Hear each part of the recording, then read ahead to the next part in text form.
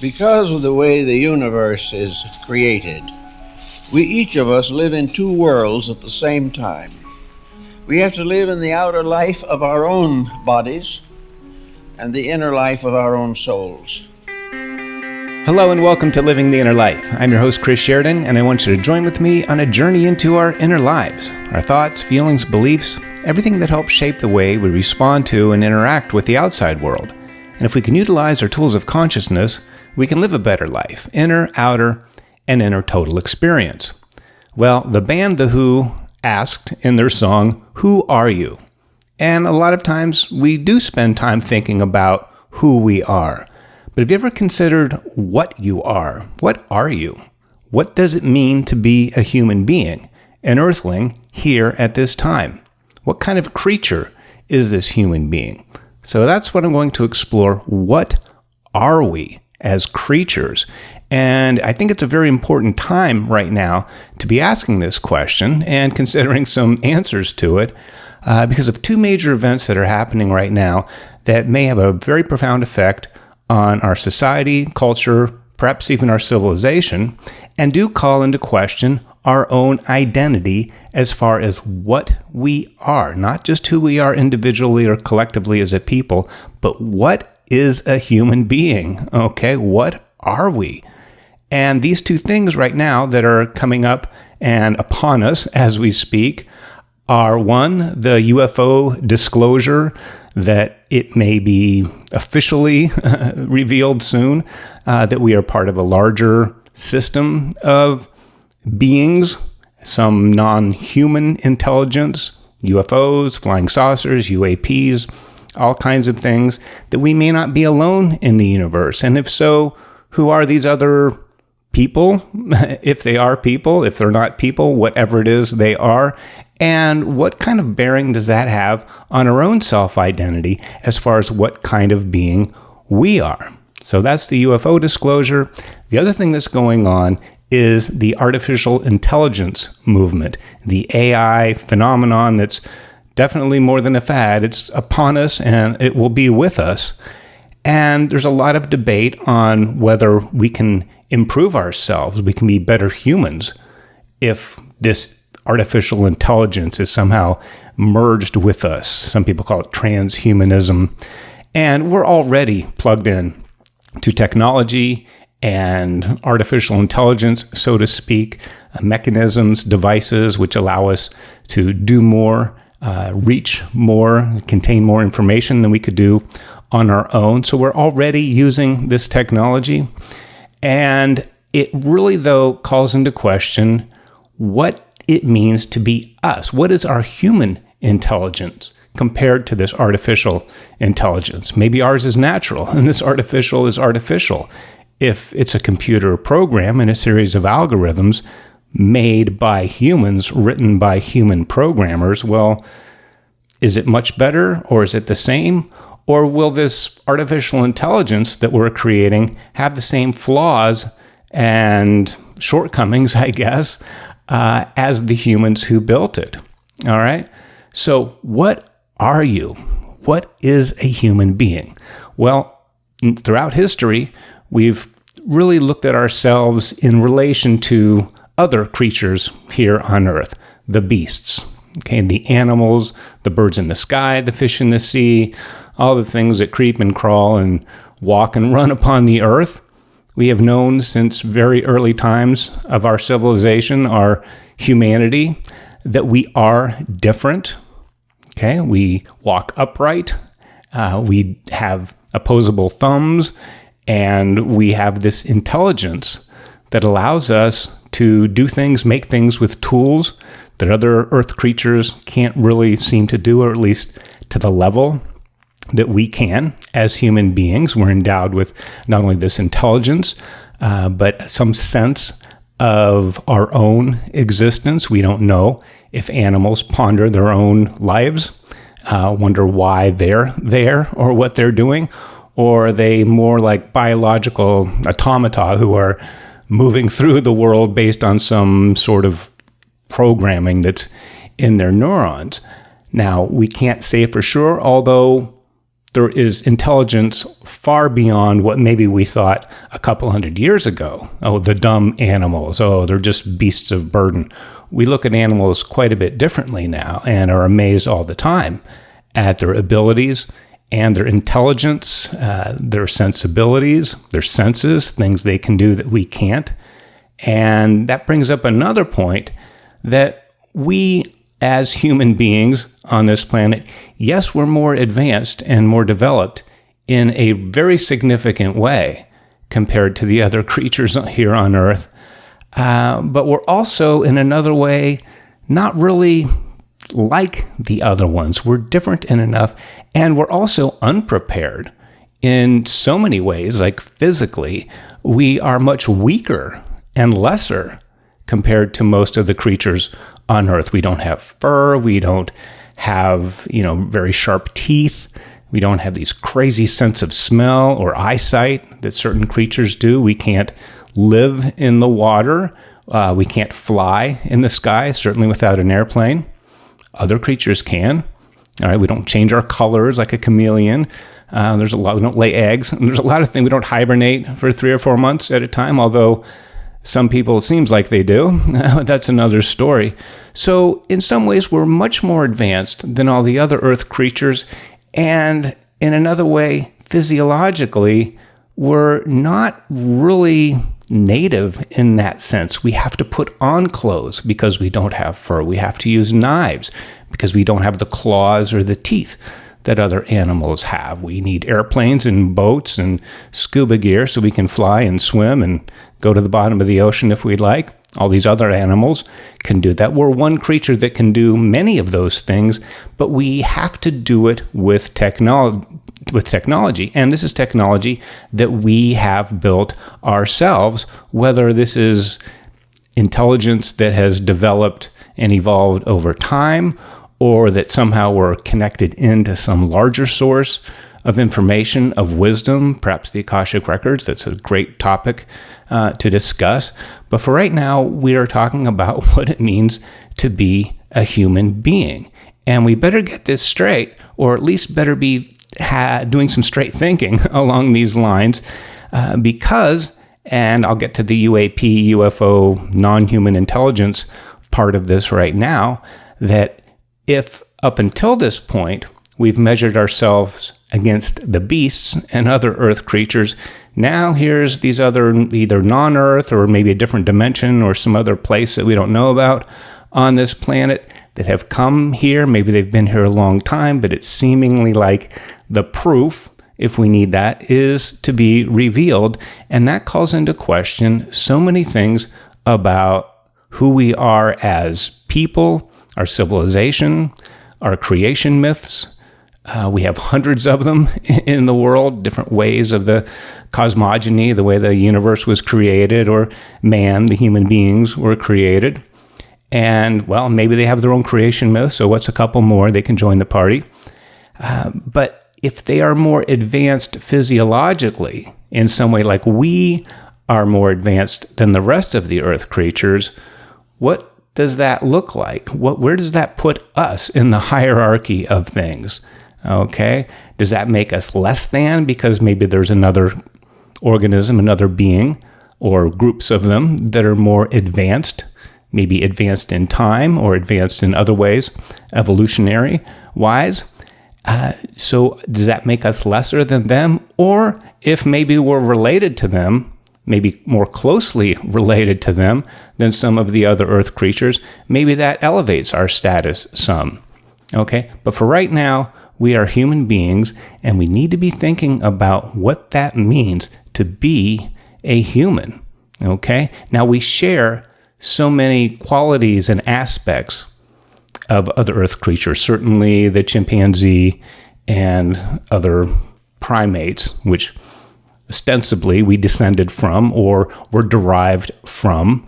That's another story, whether things evolved gradually over time through adaptation and other necessities that came up, or was there conscious manipulation in our genome that made us, with this missing link, this fundamentally different strain of creature, this human being. Okay? So we can look at ourselves in comparison to other things on Earth and other creatures not of the Earth, or at least the Earth realm that we're familiar with. Okay? And to be confronted with that is really calling into question our existence. What does it mean to be a human? What are you as an organism? Okay? Now, another thing that's coming up a lot is artificial intelligence. Okay, that's, I guess, the dream for a lot of people is, just AI is going to solve everything through technology. That's part of a thought process in human beings, is that somehow we're not equipped fully. Like I was talking earlier about, technology has made it easier for us to survive. The elements with housing and heating and cooling, we're able to live in environments more extreme for longer periods of time year-round. We couldn't really do that if we were just naked and alone up in the wilderness somewhere. We probably wouldn't last too long, so we had to have caves and all these things. So we've adapted using technology, using skills and tools that we fashion with our own hands.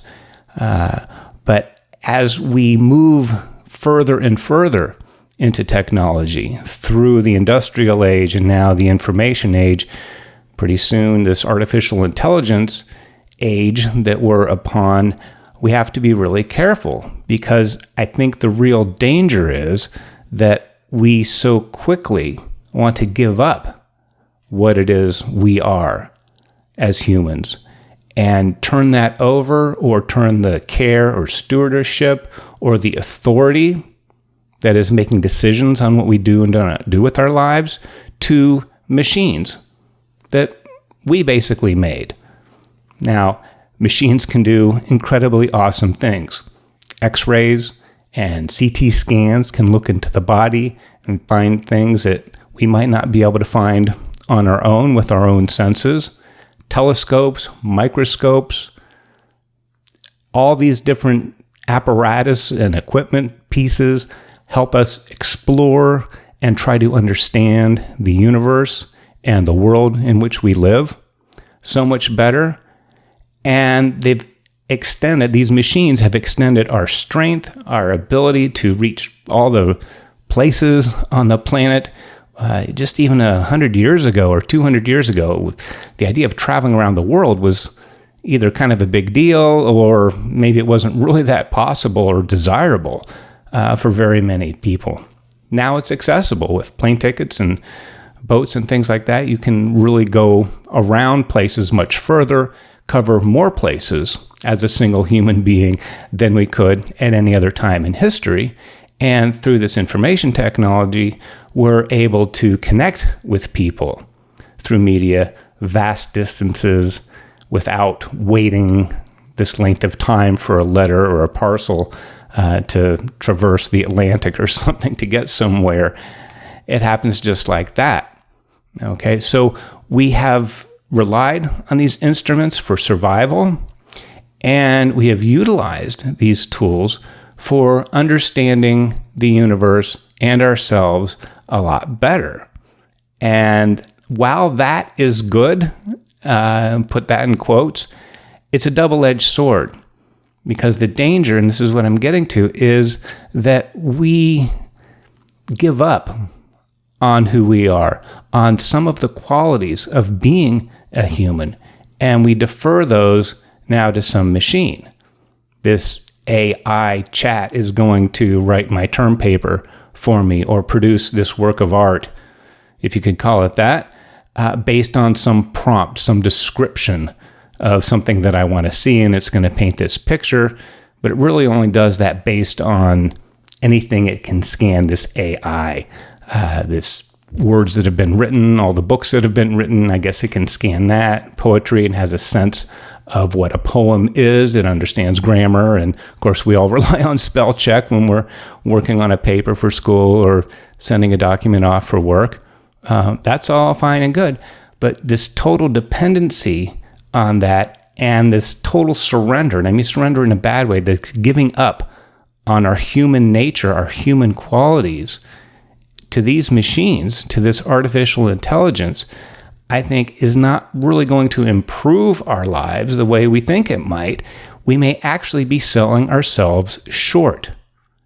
Okay? We may have an intelligence, an innate sense of awareness, and access to wisdom that is far beyond anything AI can do, either now or perhaps in the future. But it's our human technology that we have not developed. Okay, it is our human capacities that we know very little of. And what I'm talking about is consciousness, our inner lives. We don't really know what consciousness is. We use it every day. Even when we're asleep, we have this dream consciousness, and we can control it to some degree. We can think about things that we wish to think about. We can direct our thoughts in a certain manner. And then there's intuitive insights and weird fears and all kinds of things that come up that we seemingly can't control and don't have that much agency over. We can be ruled by our thoughts and our fears and our desires and all kinds of things like that. Okay?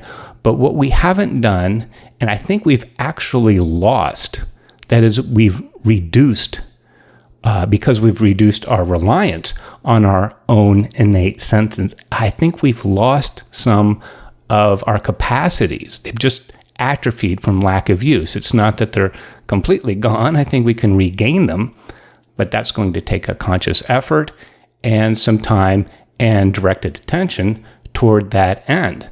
And I've talked about this before, but I'll bring it up again with technology versus our human sense. I broke my hand years ago, and I knew it was broken. I punched something very hard, and it didn't move, and this bone did. And I went to the emergency room, went to the doctor, and she said, well, okay, let's just get you into x-ray. And I'm like, okay, we'll get an x-ray first. Waited and waited, came back. She apparently had looked at the x-rays and said, there's no break. I found nothing wrong with your hand. And I asked her, I said, well, don't you want to take a look at it? I mean, don't you want to? And she goes, oh yeah, looks like you broke it. So her eyes and her training knew more than the x-rays. But the problem was she relied not on the x-rays as an authority, but only on the x-rays. She didn't even want to look first, or really at all. She just wanted to look at the x-ray, this artificial intelligence, this machine, this technology that we've developed that helps us see more. So, but instead of seeing more, she saw less. And really, if she had just stuck with the x-rays, it would have been the wrong diagnosis. And of course, no treatment. But I knew better and she knew better, but she trusted the machine more than herself and her own training. And I think that's where we're headed with this AI. And I think that's a dangerous place to be for obvious reasons, because machines don't seem to have this compassion or a sense of morals. They might look at numbers and, okay, these people live, these people die, and that's better for some overall picture, really without remorse or any kind of sense of what a life is, because it doesn't know. It's artificial intelligence. It's completely artificial. So this human capacity is not going to be there, and we're losing ours. We're losing it more and more, just like with social media, which is kind of a poorly named product or entity, because it's not really social. It actually keeps us further apart. It pretends to connect us together, and you might be listening to me now through a podcast or perhaps a YouTube video or something, Spotify. So it's necessary, and we have this great branch of communication technology now that is doing all kinds of things. And yes, it can bring people together who are like-minded, that want to share ideas, that have a discussion with people worldwide that would have been very difficult to do even 25 or 30 years ago, at least to the degree that we can do it now. But also through separation and this kind of artificial sense. I know if you look at certain social media sites and pages, it's really about the image, and they may take 2 200 or 300 pictures of themselves and, oh yeah, just posted a selfie, here I am, la-da-da, nothing going on. That took all day to get that one spontaneous picture. So it's really kind of a lie that we're telling ourselves and each other, and it's artificial in the sense that it's not real, okay?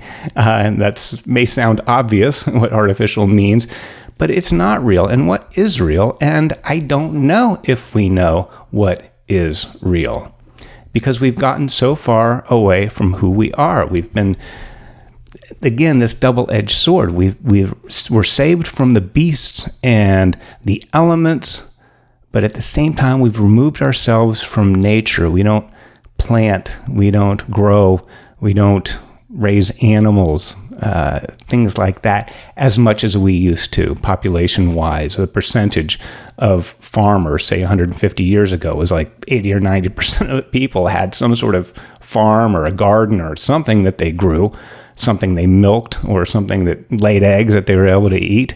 And now it's like 3% or less. If we do it, it's usually as a hobby or something, gardening or growing some vegetables. So we've gotten away from nature, and nature is our connection to who we are, because we are earthlings. We are earth creatures. We have 5 fingers in each hand if we're developed in the natural way. But a dolphin has 5 bones in their flippers. A bat's wings are really actually suspended by their fingers. Okay, those are 5 fingers that actually make the wing of a bat. And the other creatures have very similar bone structure. We have vertebrae, we have a spine system. All the mammals have milk and give live birth and do all these things. So we're very, very connected that way. At least half of us is. Okay, this human being, this what we are, part of what we are is an earth creature that lives and moves and eats things and sleeps and has babies and does all these things that other earth creatures do. And there's this other part of us that is really somewhere else, from somewhere else. We look up into the stars at night. Maybe we see the 3 stars in the belt of Orion and go, oh, yeah, up there. Some sense of belonging, some longing. We've always felt like a stranger in a strange land. Fiction and poetry and all these things that we do that most of the other animals on Earth don't seem to do, a lot of times it's this longing, this soul's longing to return home. Whether it's Osiris being put back together or this long journey, a quest to return home, this odyssey, because we maybe are not really from here in the larger sense of our history. Okay, and that's where maybe this UFO and UAP, non-human intelligence disclosure and hopefully interaction, hopefully that's a good thing, may really help build us up and become more and realize that we're really more than we think that we are. Okay? And instead of this artificial intelligence being put on a pedestal and bowed down to and worshipped like a golden calf and given all the authority and responsibility, is really a cop-out. We're not living up to our birthright, to our destiny, to what it means to be a human. So what are you? Ask yourself, okay? You're not a beast of the earth and you're not a computer. We have elements of both, but we are so much more than that. Okay, think of the most amazing thing you could possibly think of to be a human being that we could do as humans. And I guarantee our destiny, our potential is much, much greater than that. And I am grateful for you being here. Thank you for listening. And I look forward to the next time we get together here on Living the Inner Life.